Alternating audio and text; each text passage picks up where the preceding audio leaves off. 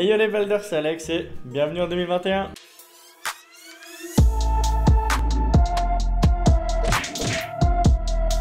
J'espère que vous allez bien parce que moi ça va vraiment très bien. Ça fait un moment que j'ai pas sorti de vidéo, ça doit faire à peu près un mois et demi. Alors on va dire que le mois de décembre ça s'est pas passé comme je l'espérais, comme beaucoup de monde je me doute. Mais voilà, c'était un peu compliqué au niveau de peut-être une petite déprime ou j'en sais rien. Enfin bon, confinement, couvre-feu, tout ça, ça aide pas. Du coup je m'étais permis un petit mois de pause. Et puis là du coup je reviens de vacances donc on est requinqué pour l'année. Alors aujourd'hui ça va être une vidéo assez courte. J'avais envie de faire avec vous un peu un bilan de l'année 2020, mes attentes pour 2021, voir un peu d'où je suis parti, voir un peu où je voudrais aller, partager ça avec vous et puis vous me dites si c'est réalisable et si vous êtes derrière moi, parce que c'est principalement grâce à vous que j'arrive à avancer, à évoluer. Sans tous vos retours et sans toutes vos critiques, je serais resté là où j'en étais il y a encore un an. Du coup on va commencer par le commencement. J'ai sorti la toute première vidéo, c'était le 5 janvier 2020. Yo, c'est Alex, j'espère que vous allez bien. Bienvenue sur la toute première vidéo de ma chaîne YouTube. Pour ce faire, j'ai décidé de faire une vidéo sur des jeux Flash. Alors, comme vous pouvez vous en douter, j'en étais pas très fier. Mais c'était ma toute première vidéo, donc on n'était pas trop indulgent. Je savais pas trop où je mettais les pieds. Et puis, de toute façon, il faut bien commencer quelque part. Donc là, je tourne cette vidéo, on est le 10 janvier, donc j'ai déjà une semaine de retard sur ce que j'avais prévu. J'ai sorti donc 38 vidéos, celle-là, ça sera la 39e.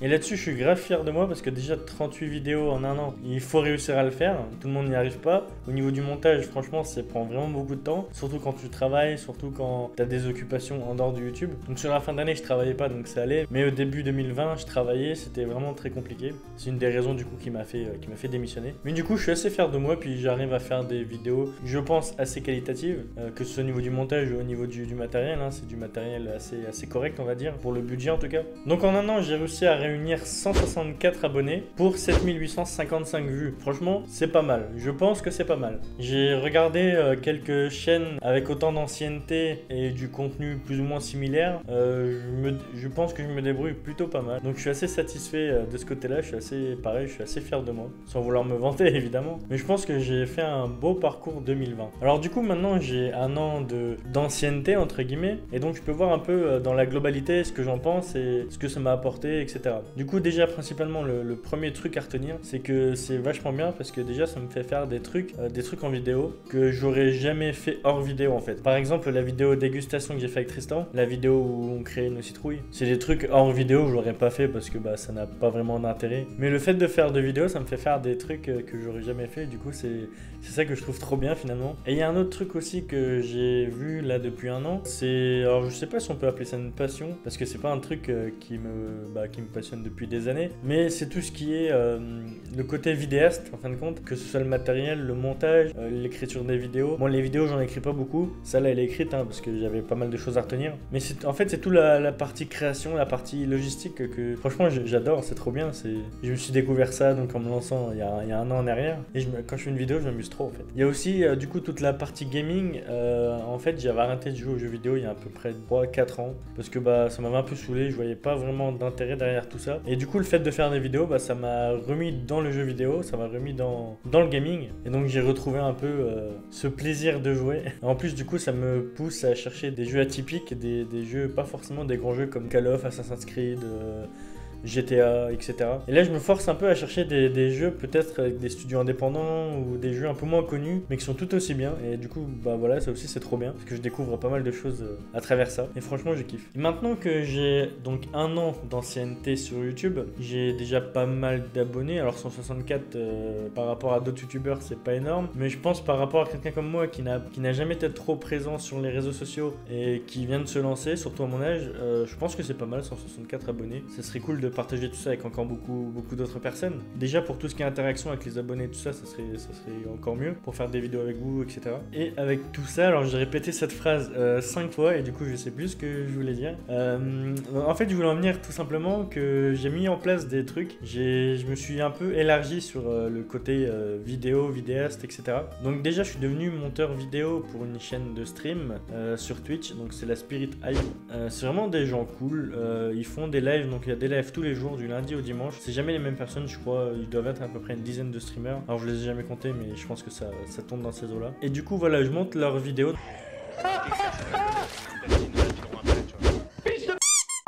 sans vouloir me vanter évidemment, je trouve que c'est pas mal. Donc j'ai déjà monté une vidéo pour eux, je vous mettrai le lien dans la description comme d'habitude. Vous pourrez y jeter un coup d'œil et il y aura aussi le lien de leur chaîne Twitch et de leur Discord. Et j'ai l'impression que ma chaise elle descend là en fait. Attends. Ah ouais, j'avais grave perdu des centimètres. Donc ensuite, la deuxième chose que j'ai lancée, donc c'était plutôt en fin 2020. Alors j'avais commencé en début 2020, mais je m'étais jamais trop poussé là-dedans parce que je trouvais que c'était un monde assez différent de YouTube et je trouvais que c'était trop compliqué. Alors j'avais jamais trop poussé les recherches. Finalement, c'est pas si compliqué que ça. Et puis les deux se rejoignent, j'ai l'impression. Donc j'ai créé une chaîne Twitch.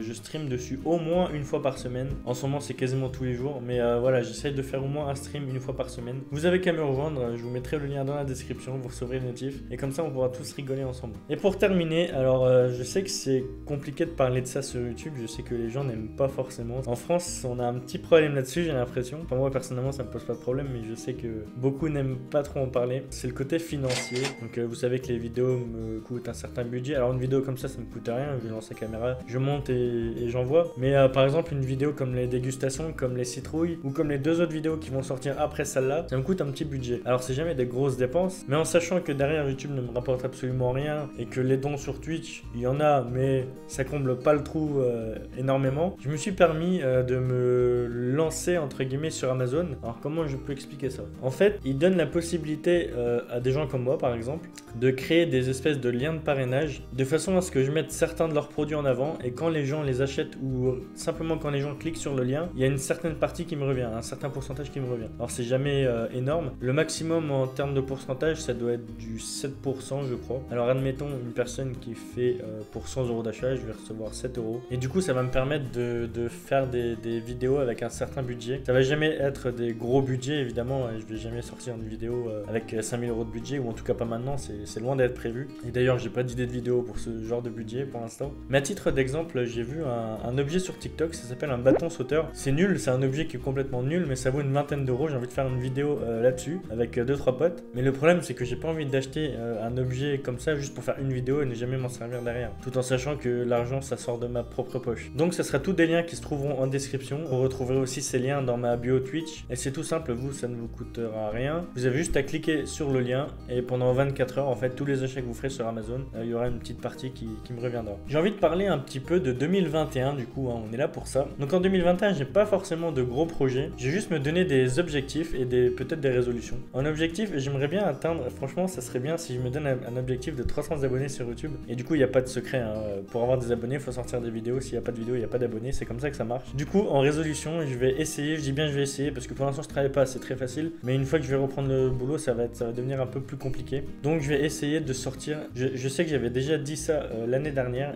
Sur 2 mois dans l'année, j'ai pas réussi à tenir le challenge. Mais là, cette année, je vais essayer en tout cas au début de l'année, je vais essayer de me donner à fond sur YouTube de façon à sortir au moins une vidéo par semaine. Donc là, les 2 prochaines vidéos sont déjà prêtes, en plus de celle-là, donc là je suis déjà tranquille pour 3 semaines. Et du coup, pour finir cette vidéo, donc je vous ai dit, elle ne va pas être très longue, ça va plutôt être une vidéo mise en place pour 2021. Mais je vous ai demandé sur Insta un peu vos fiertés de 2020, et vous étiez quelques-uns à me répondre. Et on a Mossou08 qui nous dit rien, donc lui sa fierté de 2020, c'était rien du tout. Je suppose que pour lui c'était une année de merde, comme beaucoup. Heureusement, il y en a aussi qui ont une bonne année et qui ont réussi pas mal de choses. Par exemple, Ultra Nico qui me dit la construction de sa maison. Franchement, ça doit être trop bien de faire sa propre maison, je kifferais. J'aimerais trop un jour avoir les moyens de faire ma propre maison, ça doit être trop bien, franchement. On a aussi Jonathan Subtil qui nous dit ma chaîne. Donc, Jonathan Subtil que vous connaissez déjà, que j'ai beaucoup parlé sur ma propre chaîne et qui est apparu, je crois, sur la dernière ou l'avant-dernière vidéo. Et on a aussi, du coup, Zero Gravity. Alors, lui, du coup, je suis fier de lui parce qu'il a appris cette année à faire ses lacets tout seul. Donc, du coup, Zero Gravity, félicitations à toi, t'as réussi à faire tes lacets tout seul. Tu vas pouvoir passer des scratchs au lacets. On a Kimberly qui me dit son permis de conduire. Putain, moi j'ai passé mon permis en 2012, ça fait 21 ans, non ça fait 11 ans maintenant. Non, attends, je dis de la merde, ça fait 9 ans. 2012 de 2021, ça fait 9 ans. Du coup, ça fait 9 ans que j'ai le permis déjà. Et j'ai encore mes 12 points, attention. On a Alice Guardiola qui me dit mon entreprise. Donc félicitations à toi. Et pour finir, on a Aria LSG qui me dit avoir lancé son business. Donc du coup, son entreprise aussi. Donc félicitations à vous tous pour vos accomplissements de 2020. Et je vous souhaite autant de réussite pour 2021. Et j'espère réussir moi aussi, que ce soit sur YouTube ou professionnellement. En tout cas, j'espère que cette petite vidéo intro 2021 vous aura plu. Mais je vous dis à la semaine prochaine pour la prochaine vidéo. Bye bye!